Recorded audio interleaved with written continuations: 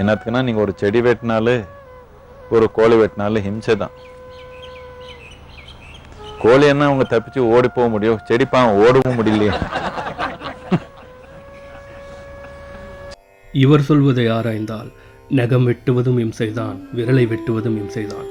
ஆனால் விரலை வெட்டக்கூடாது என்று மனிதனுக்கு எவ்வாறு தெரிகிறது? ஏனென்றால் விரலை வெட்டினால் தனக்கு வலிக்கும் என்பது மனிதனுக்கு தெரியும். எப்படி ஒரு நகத்தை வெட்டினால் மனிதனுக்கு வலிப்பதில்லையோ அதுபோல இயற்கை இங்கு மிக அழகாக மரம் செடி கொடிகளை விளைவித்து அவைகளுக்கு பெயின் ரெசிப்டார்ஸையும் நரம்பு மண்டலங்களையும் மூளைகளையும் பிறப்பிலே அமைத்து கொடுக்காமல் வலியை உணராமலேயே உணவளிக்கும் இவ்வற்புத படைப்பை படைத்துள்ளது. சில அறிவாளிகள் நாம் பிறப்பிலேயே மைக்ரோ ஆர்கானிசங்களை உட்கொண்டுதானே உயிர் வாழ்கிறோம் என்று கூறுகிறார்கள். மைக்ரோ ஆர்கானிசங்கள் நீ உட்கொண்ட பிறகும் முன்னுள் சென்று உயிர் வாழும்.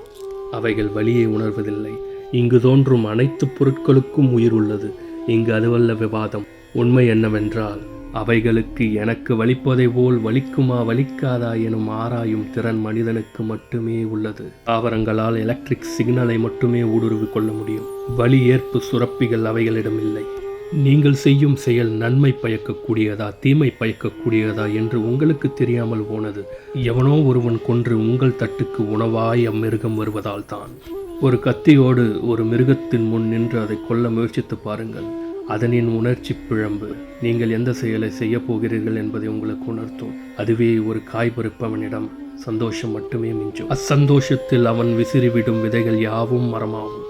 சைவம் உண்டவன் உண்டெறிந்த விதை யாவும் மரமாகிவிடும். ஆனால் அசைவம் உண்டவர் உண்ட மிருகம் இறந்ததுதான். எனவே சைவம் உண்பதையும் அசைவம் உண்பதையும் சிறுபிள்ளைத்தனமாக நியாயப்படுத்தாமல் தாம் தினமும் உண்டு கொண்டிருக்கும் அசைவ உணவு துன்புறுத்தி கொல்லப்பட்டே உங்கள் தட்டுக்கு வருகிறது என்பது உங்களுக்கு சம்மதமா என்று ஆராயத் தொடங்குங்கள். இதை யாவையுமே அன்றைய வள்ளுவன் புலால் மறுத்தலில் உரைத்தான். தன் நூன் பெருக்கற்கு தான் பிரிது ஊன் உண்பான் எங்கனும் ஆளும் அருள்.